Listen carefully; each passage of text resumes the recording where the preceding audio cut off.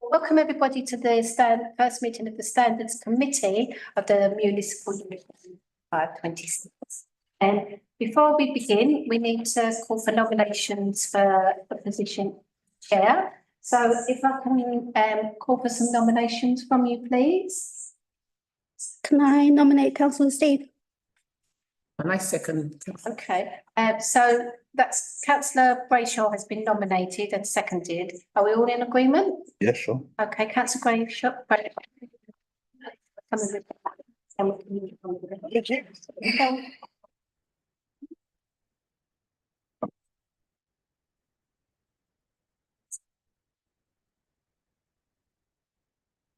Steve? Thank you.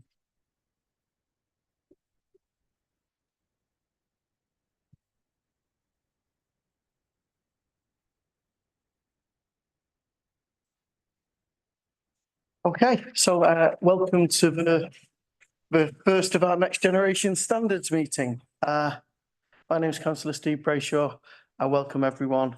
It's very warm, so I'm going to crack straight on. Point of the chair.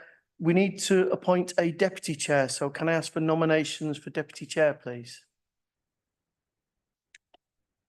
I will accept self-nominations if anyone wants to do it. Can I nominate Ashok, if that's okay? Yeah, and I second that. No, I'm not, due to personal and professional commitments, I'm not standing for chair or vice chair. Okay, thank you, Ashok. Thank you. Do we got anyone who wants to volunteer? Well, that's just, I'm happy with it. I'll take note, self-nominations. Okay, I'm gonna leave myself. Nominate yourself, okay? You don't have to do anything today. All right, but thank you. A second. Yes. Seconded. Thank you. Okay. No further nominations now. Okay. Declarations of interest. In accordance with Members' Code of Conduct, this is time for members to declare any disclosable pecuniary interests or non-pecuniary interests they may have in any matter being considered at this meeting, having regard to the guidance on the agenda. So does anyone have anything to declare for this meeting? Okay, let the minutes say no declaration. Okay, so the minutes of the last meeting are on pages 9 to 16. Hoping everyone's had an opportunity to review those minutes. I'm being asked if I can confirm it's a correct record. Was anyone at the last meeting? Yeah. Yes, Ashok, we can only ask you. Does it look like a firm record? look accurate to me, yeah. Right, thank you. Could take that as confirmed. Yeah, Chair, apologies. Yeah. Missed out, apologies. Oh, sorry. Apologies. Are there any apologies for absence and substitutes? Apologies. Apologies for memory reversal. Council memory reversal. Yeah. And you're his substitute for today. Thank you. Thank you for that.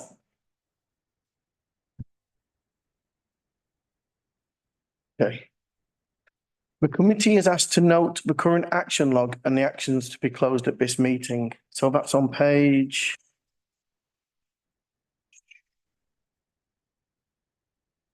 15. So do we normally go through each one line by line, Rachel? Thanks, Chair. Yes, yes. Okay. So action number SAC 013 was raised on the 7th of March 2022, and it was a member development programme. Report to be submitted to Standard Advisory Committee setting out members' attendance at training sessions. A member is advised records of attendance will be kept and the SAC advised. Okay, so that's ongoing and it is on the agenda for later. So we can pick up that within the normal agenda. SAC 024. Update on member development programme, the SAC advised report in draft. Report considered on the 29th of April 25 meeting. And was that approved at that meeting? So that can be closed? Yes, that's right. Yes. Okay, so it can be closed now of the work programme. SAC 025, which was government consultation on remote attendance at proxy meetings. That's on the agenda for this evening, yeah?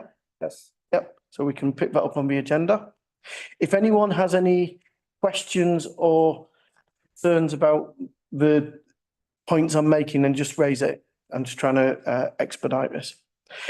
SAC 026 was raised on the 29th of April, and that's member training quarterly report on attendance, and that's in a supplementary agenda. So we can pick that up. Just to say that the next one is a repetition, apologies, can just see that that is SAC 2027 is the same as SAC 2025. Oh, yeah. Consultation. Oh, we both on the remote, and that's going to be picked up, so we can remove one of those. Program. So that's a work program from previous meeting completed. We know that most of these items are being picked up in the agenda. So if I continue with the agenda. So item 6, standard committee composition, co-optees, 17 to 20. Yes. So I will take this one. So members, at our last standards committee meeting, there was a discussion between members about the composition of this committee. And as you may know, we have a number of independent members that sit on this committee. So at the moment we have Ashok, and we have 4 vacancies because there's 5. There's 5 independent members can sit on. At the end of December 2024 terms, we had 2 other independent members at that time, but their terms expired in December. So we've gone out to recruitment. We had 1 round, wasn't so successful, so we're going out again. So we'll just continue to the recruitment program. But anyway, as part of the discussions, there was quite a debate with members about that composition and whether it would be a good idea for a standards committee to just be comprised entirely of independent members and not just elected members. And some of the reasoning for that was about, you know, it takes any political aspect out of it, even though this is not a political committee at all. But it was just in the discussion. So members requested, could that be looked into and a note be brought back then on what is the legal position? And this note, which is on page 19, sets out what that legal position is. And in terms of having a committee that would be wholly, you know, comprised of independents, firstly to say it'd be highly unusual because nowhere that we could find in the country has that. But to do so, because of the proportionality rules and the way that they're applied, you'd have to take the matter would have to go to full council and get 100% agreement to it. 100%. Yeah, every single member would have to agree to it. And you'll see that it talks about it here and it talks about it at paragraph 6. So I suppose it just shows because it's such importance because proportionality on a committee. And also, if you know, there's all different views, but there is that about some members may feel, well, you should have an element of being judged by your own peers or, you know, members that have an understanding and not just independent people. But then conversely, you know, other members would say, well, it brings 100% independence. But legally, the legal position is as set out here. So that this is just for noting for your information. And we'll bring this as well to Constitutional Working Group. So we brought kind of that discussion that members asked us to raise, we brought it to the Constitutional Working Group as well. So they will see this also. And then I'm happy to ask the group, is that something they'd want to move? But I think it's going to be highly unlikely to pass, isn't it? But I will take their view, you know, as I've been asked to do. Okay, thank you, Lost that. Rachel. Yeah. Is now an appropriate time to ask people for their comments, or is this just for noting? You can, I mean, we can have a little. Does anyone want to make any comments about? I have a view, but as chair, I'll wait and let other. We can feed it back to Constitutional Working Group on your behalf as well, just to see what. Yeah, sure. That was my request Yes. last meeting, Yes. Yes. the committee to look at it, Yes. Yeah. because in my opinion, I think it would be best served with 100% independence. And I've been on this committee for a very, very long time. Forget how long Joy always tells me, but it's more than a decade. So from my experience and having seen the evolution of this committee, that was my suggestion, that we should look at that. I know it's not done anywhere else in the country. Yeah. We could, you know, if there is appetite for it from the political parties, then maybe that would be a good thing for us. Thank you, Ashok. Any other comments? Yes. I just wanted to say, I do second what Ashok had said, but I think I'm also mindful of the fact that we weren't around the conversation. Most of us here are new. Yes. Whatever conversation or whatever work that has been done, I think we are not in a position to kind of say, actually, this shouldn't be done, or it should be, whichever. So I think I'll defer it to the Constitution Committee and see how that goes. Anyone else want to have a comment? For me personally, I don't understand the rationale about that. And from my understanding of all the council, the local authority, there's a reason why they've put in the elected members in this so that things are transparent and fair.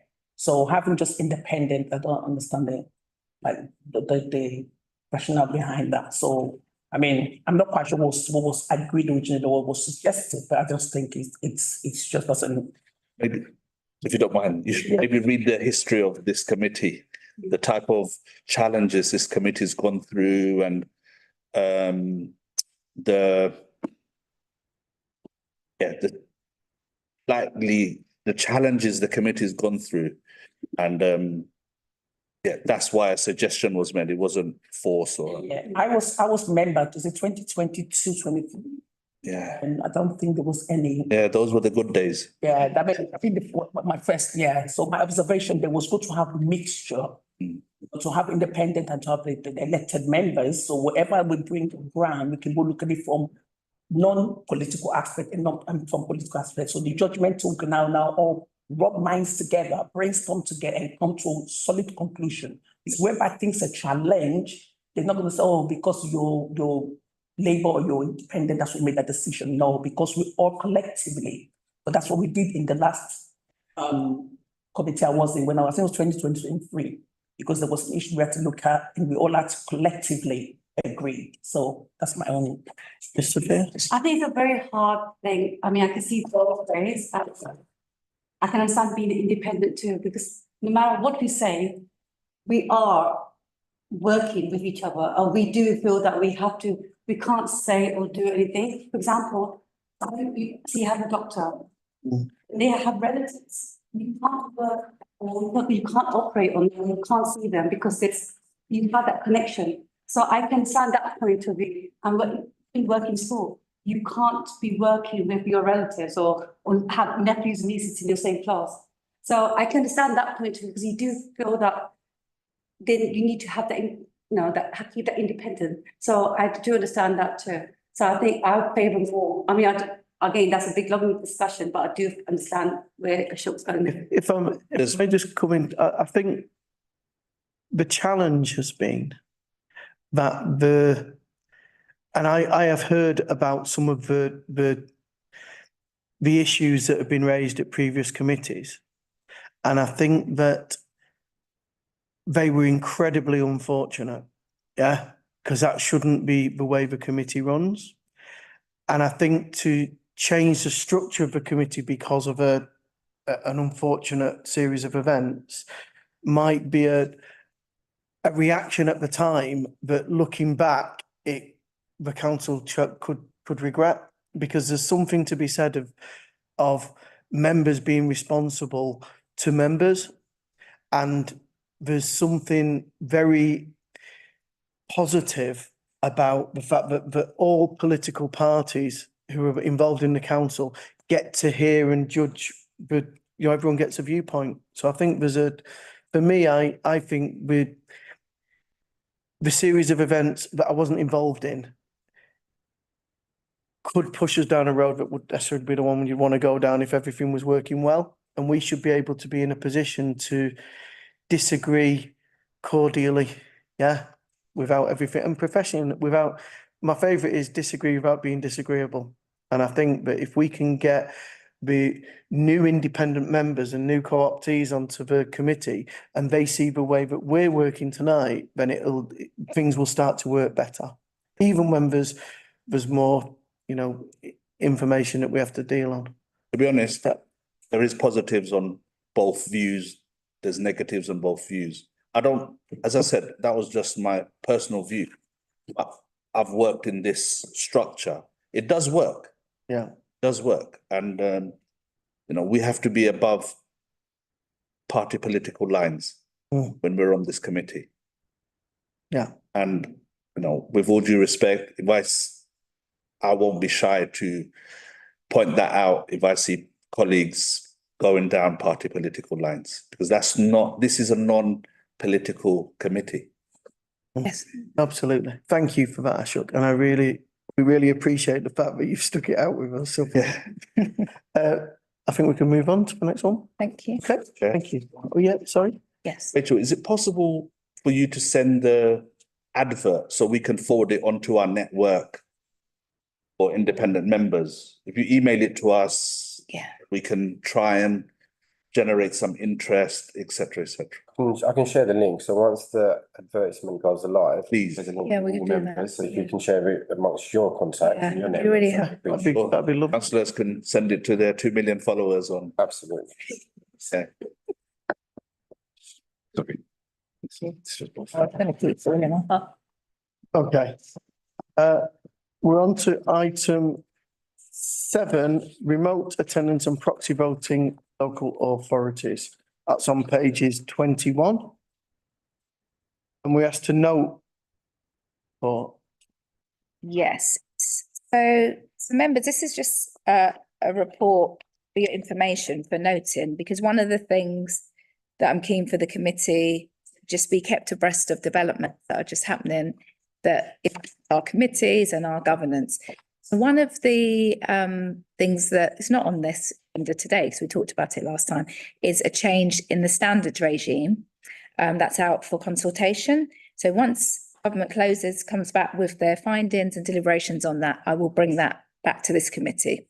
But another one that's come down the tracks that was in train is there was a consultation by government on remote meetings. So during the pandemic, as you probably remember back in during that time, there was the COVID regulations was brought in, and it allowed meetings to be kind of conducted virtually because everyone couldn't get in. And there was a lot of support for that in the sector, for the continuation of it. So when that period ended, in the sector was saying, why can't we continue? That was quite good for democracy in lots of ways. It allowed people with care and responsibilities, maybe, mobility issue, or a whole host can then join in. So it makes the role of member more accessible. So it was kind of through that guise. So there's a big consultation nationally, and this talks to that. The government has listened to those views and has decided that they will be legislating to permit council meetings to be conducted remotely. So just turn to, I won't go through your personal reading. If you go to page 42, in the conclusion and next steps, this is where, the government concludes that they've considered the arguments for and against, and this also includes proxy voting. So there will be provision that's going to come onto the statute books for in full council or members to be able to use a proxy vote. If I know there's different views about this, but that is what's happening. So in terms of other meetings, it will be for each individual authority to decide, do we want to, apply this to, our planning committees or our cabinet or whatever. But in terms of full council ones, if you go to the last paragraph there, and you would note that it says, talks about proxy voting, and it talks about the fact that this will enable members who, if they're absent because they're a new parent or serious or long-term illness, and they'll be able to, in that full council arena, use a proxy vote, and that's going to come onto statute books So that isn't a choice, that's going to happen. So it's quite a big thing. And as it develops, I will keep you updated, but this is just the first response back from the government. So it is quite a big thing for local authorities. It's going to change the way we do things.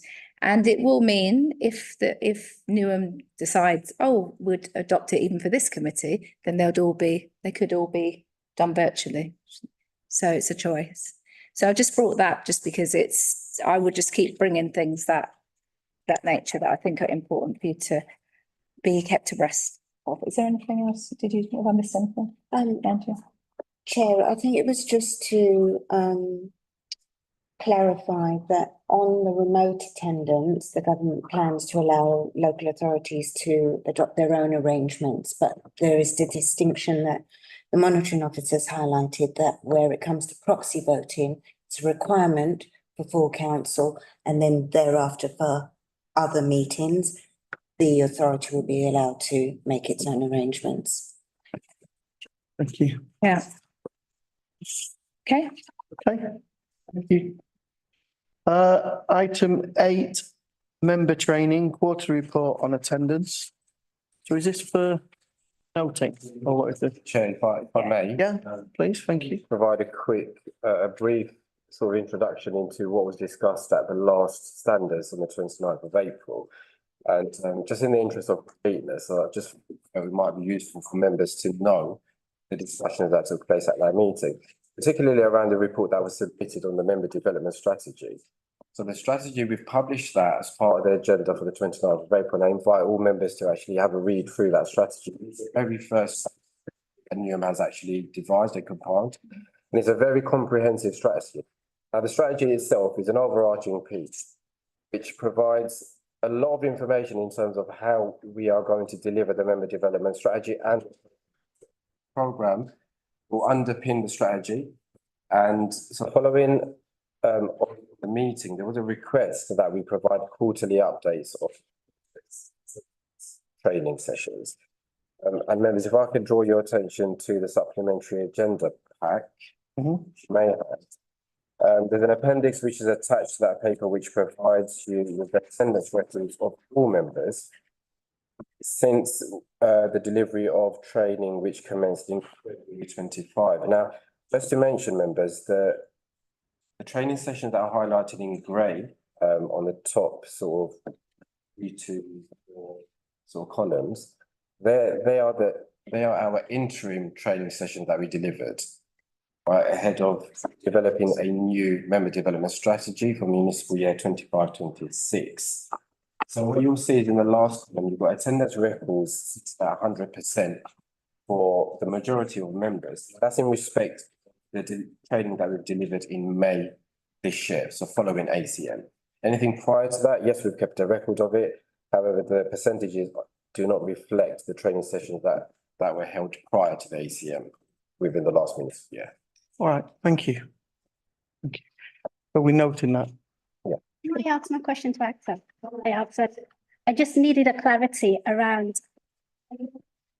Obviously, training is important, and so is attending other meetings. So if it clashes and we don't attend a training, does that have any kind of knockback effect on a councillor's performance? So we make every effort to ensure that training sessions do not clash with a committee meeting, and I know there have been occasions where they have actually. What we have produced within the strategy itself is that we will be recording the training sessions themselves, allow members who aren't able to attend then follow up after their committee meeting, let's say, for example, to watch that training session. And therefore that will count as an attendance towards that particular training session. So that's how we're trying to alleviate that issue. Be really good. I think that'll be really good. Thank you. Thank you. That's all. Can I just ask one thing? Now, for example, some people can't attend for other personal reasons, because we have to understand that people are working or have jobs or commitments, whatever situation. Can we look at other ways where a training can be done? Like, for example, I don't know, online thing, and then they have question and answers they have to fill in. and to see, you know, you can check whether the person had done their training, but answer those questions, online thing. So maybe look at other strategies of training too, not just only being online or in person. Yeah, Councillor Nagby, we have explored a number of options in terms of making training more accessible to members.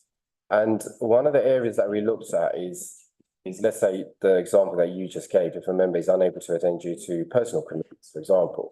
So one of the things that we have introduced is what I've just mentioned to Councillor Kamali is that we are recording the training sessions, and therefore that will allow you to actually watch the training session, and that will count towards one of your sessions.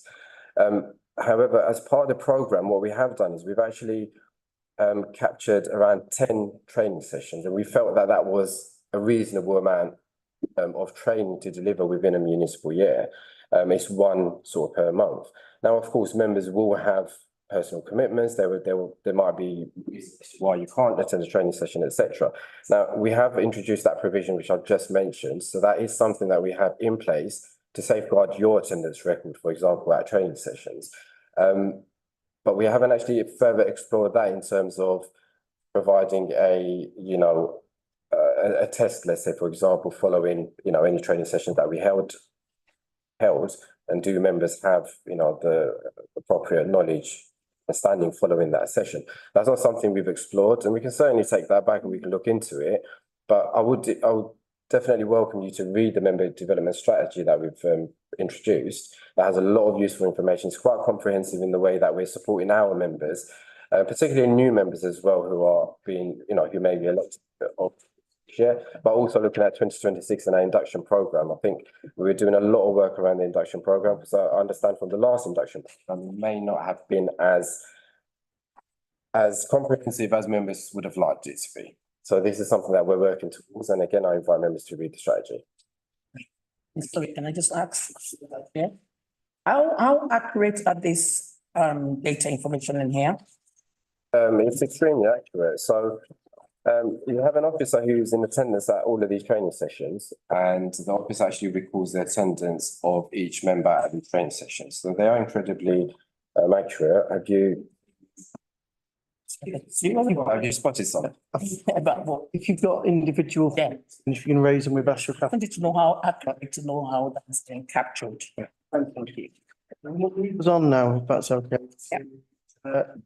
Item 9, which is our proposed work programme, which is on page 45 to 50 of the agenda.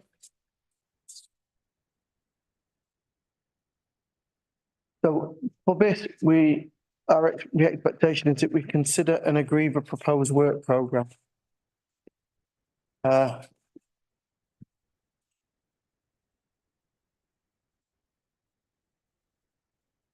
Okay. I've considered it. What do we need to do?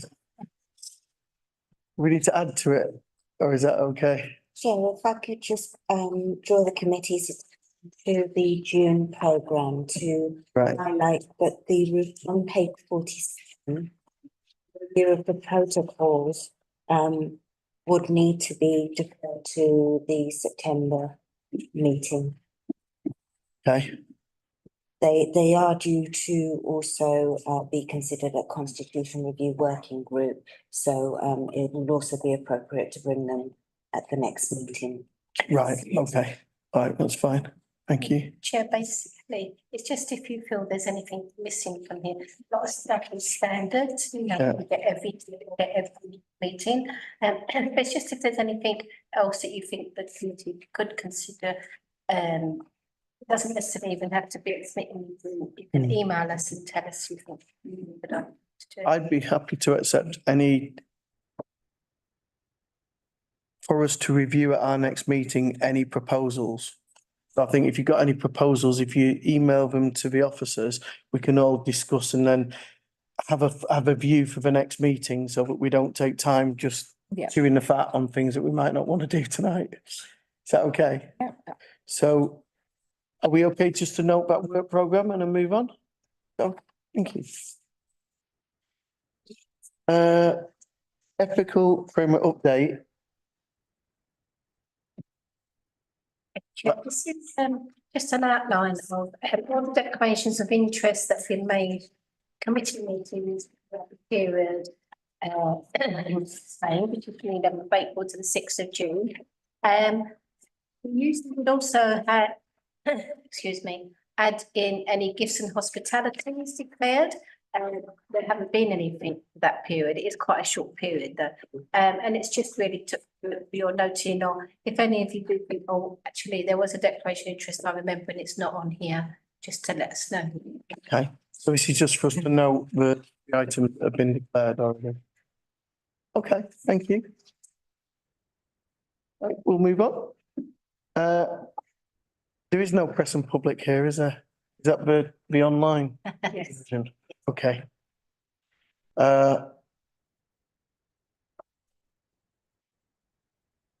So if you just formally move it. Okay, can I move it? Get members to agree, Yeah. but there are no members of the Yeah. public. You do still have to ask your committee to agree to it. Okay, so, and this is because we're going to go through some of the bits to exclude them from. Okay, so we need to agree the exclusion of press and public. Is that agreed? Yes. You, it's agreed. Give me